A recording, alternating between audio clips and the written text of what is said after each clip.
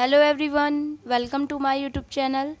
Friends, इस video में हम सब पढ़ेंगे क्लास 9 क्षितिज काव्यखंड का चैप्टर 8। नाम है यमराज की दिशा। क्षितिज काव्यखंड चैप्टर 8 यमराज की दिशा।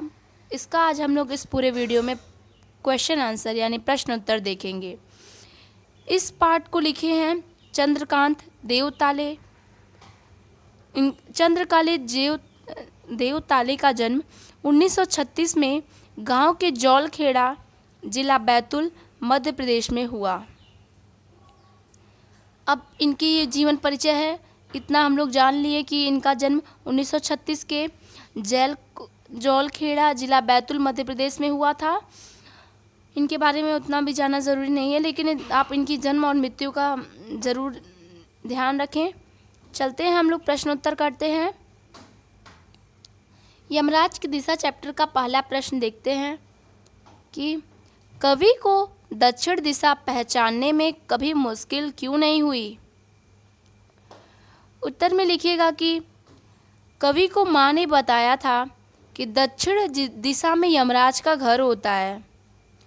इस दिशा में पैर करके कभी नहीं सोना चाहिए, नहीं तो यमराज रुष्ट होते हैं। उन्होंने उसका जीवन भर पालन किया, इस कारण उन्हें दक्षिण दिशा को पहचानने में कभी मुश्किल नहीं हुई। अर्थात दोस्तों की दक्षिण दिशा में कवि के माता का कहना था कि यमराज का घर होता है। अगर दक्षिण दिशा में अगर आप पैर करके सोएंगे, यानी साउथ डायरेक्शन में अगर आप पैर करके सोते हैं, तो इससे यमराज जी रुष्ट यानी गुस्सा होते हैं।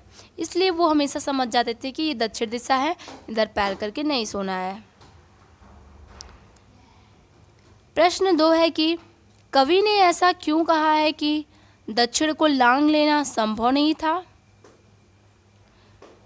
उत्तर है कि बचपन से ही उनके मन में यह अवधारणा बन गई थी कि दक्षिण दिशा की ओर पैर करके सोने से मृत्यु की प्राप्ति होती है। मृत्यु के भय से कवि का मन आजीवन आशंकित रहा। इसी कारणवश दक्षिण दिशा को लांघना कवि के लिए संभव नहीं था। इसका मतलब कि बचपन से ही कवि को पता था कि दक्षिण दिशा में यमराज का घर है, उधर पैर करके जो सोता है उसे मृत्यु की प्राप्ति होती है। वह जीवन भर इस बात का पालन करते रहे और जीवन भर ये इनके मन में चलता रहा कि जो उधर पैर करके सोएगा उसको मृत्यु प्राप्त होगी। प्रश्न 3 है कि कवि के अनुसार आज हर दिशा दक्षिण दिशा क्यों हो गई है।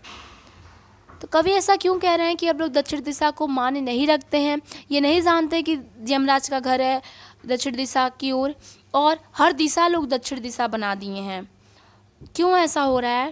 उत्तर देखिए कि दक्षिण दिशा का आशय मृत्यु की दिशा से है, परंतु आज मनुष्य का जीवन कहीं सुरक्षित नहीं है। चारों ओर असंतोष, हिंसा और विध्वंसक ताकतें फैली हुई हैं। विज्ञान ने समाज को प्रगतिशील बनाया है, साथ ही विध्वंसक हथियारों, हिंसा और आतंक इतना फैल चुका है कि अब मौत की एक दिशा नहीं है, बल्कि संसार के हर कोने में मौत अपना डेरा जमाए बैठी है। कवि सभ्यता के विकास की इसी खतरनाक दिशा के कारण कह रहा है कि आज हर दिशा दक्षिण दिशा बन गई है। तो इसका मतलब है कि कवि पहले क्या होता था कि जो दक्षिण दिशा की ओर मुँह करके सोता है, पैर करके सोता है, उन्हीं को मृत्यु की प्राप्ति होती है, या फिर वो भगवान की चाह से ही मरता है। लेकिन कवि कह रहे हैं कि अब तो हर दिशा दक्षिण दिशा हो गई है। इसका मतलब कि दुश्मन हर जगह हो गए हैं, लोग हर जगह असंतोष फैला हुआ है, हिंसा फैली हुई है, हर जगह लोग एक दूसरों को मार दे रहे हैं, यानी हर एक दिशा दक्षिण दिशा हो गई है। कोई ज़रूरी नहीं कि दक्षिण दिशा की ओर ही इंसान मरता है। अब हमें भाव स्पष्ट करना है। सभी दिशाओं में यमराज के आलीशान महल हैं और वे सभी एक साथ अपनी दहकती आँखों सहित विराजते हैं। इसका भाव स्पष्ट करना है। इसका मतलब कि हमें ये जो पंक्तियाँ लिखी गई हैं, इनमें कवि क्या बताना चाह रहे हैं वो हमें लिखना है। तो पंक्ति एक बार देखते हैं कि सभी दिशाओं में यमराज के आलीशान महल हैं, वे सभी में एक साथ अपनी दहकती आँखों सहित विराजते हैं। इसका मतलब क्या है वो लिखेंगे। उत्तर में लिखिएगा कि प्रस्तुत पंक्तियों का भाव यह है कि आज सामान्य जनमानस कहीं पर सुरक्षित नहीं है। अर्थात कि अब हम लोग जितने भी मानव लोग हैं वो हम लोग कहीं सुरक्षित नहीं हैं, कहीं भी हम मारे जा सकते हैं। किसी का भरोसा नहीं है कब हम कहाँ मारे जा सकते हैं, इसलिए हम किसी भी दिशा की ओर कहीं भी हम सुरक्षित नहीं हैं। आतंक तथा हिंसा ने यमराज के रूप में आज संपूर्ण सृष्टि पर अपना कब्जा कर लिया है। देखिए, यहाँ कवि कहना चाह रहे हैं कि हम कहीं भी मारे जा सकते हैं, अर्थात आतंक इतना बढ़ चुका है, गुंडागर्दी इतनी बढ़ चुकी है कि कोई किसी का नहीं है इस दुनिया में। अब हमें अपने भी मार सकते हैं, हम कहीं भी मारे जा सकते हैं। आगे है कि आज के इस समय में यमराज का चेहरा भी बदल गया है, सभी जगह विराजमान भी है। कहा जाता है कि जहाँ यमराज होता है वहीं मृत्यु की प्राप्ति होती है। तो कवि कह रहे हैं कि ऐसा लग रहा है कि यमराज अब हर जगह उपस्थित हो गए हैं, अब वो कहीं भी आकर किसी की भी जान ले सकते हैं। लास्ट प्रश्न, रचना एवं अभिव्यक्ति। दोस्तों, मैं आपको बताऊं कि ये चैप्टर यमराज की दिशा से मतलब जुड़ा हुआ था। इसमें कवि बताना चाह रहे हैं कि अब सबकी जान कब किसकी मारा जाए किसी को नहीं पता। ये दुनिया बहुत स्वार्थी हो गई है। इस पाठ से हमें बहुत सारे नीति विषयक मूल्य उभर कर आते हैं, अर्थात हमें कई चीज़ अच्छी पता चलती है कि हमें किसी पे भरोसा भी नहीं करना चाहिए। यमराज की उपस्थिति हर जगह हो गई है, कोई किसी को भी मार सकता है। पूरे संसार में असंतोष की छाया हो चुकी है और यमराज का मुंह हर जगह हो चुका है। यानी जिस साइड यमराज का मुंह होता है उसी साइड लोग कहते हैं कि यमराज आए हैं तभी किसी की जान गई। ऐसा आप लोग भी सुने होंगे कि लोग कहते हैं कि यमराज चाहेंगे तभी हमारी मृत्यु होगी। तो ऐसा कुछ नहीं है। कवि कह रहे हैं कि अगर यमराज चाहते हमारी मृत्यु तभी होती तो इसका मतलब कि यमराज हर जगह उपस्थित हैं, तभी हर एक दिशा में हर एक क्षण मौतें होती चली जा रही हैं। ये पाठ हमारा समाप्त होता है। एक छठा प्रश्न बचा है। इस पाठ में सिर्फ 6 प्रश्न दिए गए हैं क्योंकि चैप्टर थोड़ा इजी था। हम लोग डेली लाइफ में ये सब बातें सुनते आ रहे हैं कि हमें दक्षिण दिशा की ओर पैर करके नहीं सोना चाहिए। असंतोष पूरे दुनिया में फैला हुआ है, ये आप अपनी आंखों से देख रहे हैं। इसलिए चैप्टर बहुत छोटा, बहुत इंटरेस्टिंग, बहुत अच्छा बनाया गया है। प्रश्न इतने कम इसलिए दिए गए हैं कि हम लोगों को सब बारे में पता है कि क्या हो रहा है इस दुनिया में, इसलिए ज़्यादा कुछ लिखने की भी ज़रूरत नहीं पड़ी कवि को। बस वो छोटे से शब्दों में हमें बता दिए कि असंतोष की छाया, लालच, भोग, विलास, ये सब पूरे दुनिया में फैल चुका है। ये चैप्टर हमारा ख़त्म भी होता है। लास्ट प्रश्न है रचना एवं अभिव्यक्ति पाठ का।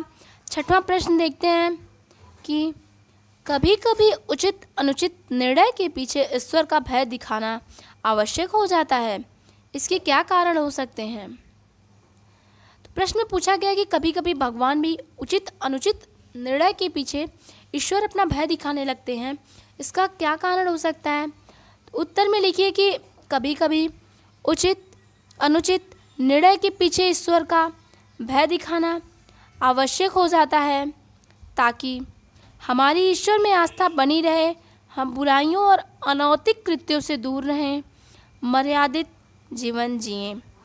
इसका मतलब कि कवि कह रहे हैं कि कभी कभी उचित यानी सही गलत निर्णय के पीछे भी ईश्वर का भय दिखाना इसलिए आवश्यक हो जाता है क्योंकि हमारी ईश्वर में आस्था बनी रहे, हम ईश्वर को बुरा ना समझें। अब देखिए, मैं आपको एक और बात बता दूं कि ईश्वर भले अब अच्छे हों या बुरे हों ये तो किसी को नहीं पता, लेकिन ईश्वर तो अच्छे ही होते हैं। लेकिन अब के लोग अपने स्वार्थ के अनुसार ईश्वर को भी मानना छोड़ दिए हैं, किसी की उतनी आस्था नहीं बची है ईश्वर में, इसलिए ईश्वर भी कम साथ देते हैं और सबकी मौतें हर जगह उपस्थित हो जाती हैं। और यमराज का मुंह भी हर एक साइड इसलिए हो चुका है, यानी वो हर एक जगह पर उपस्थित इसलिए हो रहे हैं क्योंकि किसी की आस्था किसी भगवान के प्रति नहीं शेष बची है। सब लोग अपने स्वार्थवश जी रहे हैं, अपनी अच्छाई के खातिर किसी का भी गला घोट देते हैं, किसी की भी बुराइयां कर दे रहे हैं। यानी वो अपना भला सोचने के लिए मनुष्य किसी को कुछ भी कर दे रहा है। यही चैप्टर में इस चैप्टर में बताया गया था। ये चैप्टर बहुत अच्छा है, बहुत अच्छे से पढ़िए आप लोग। चैप्टर हमारा ख़त्म होता है, प्रश्नोत्तर ख़त्म होता है। अब चलिए मिलते हैं नेक्स्ट चैप्टर में नेक्स्ट वीडियो के साथ।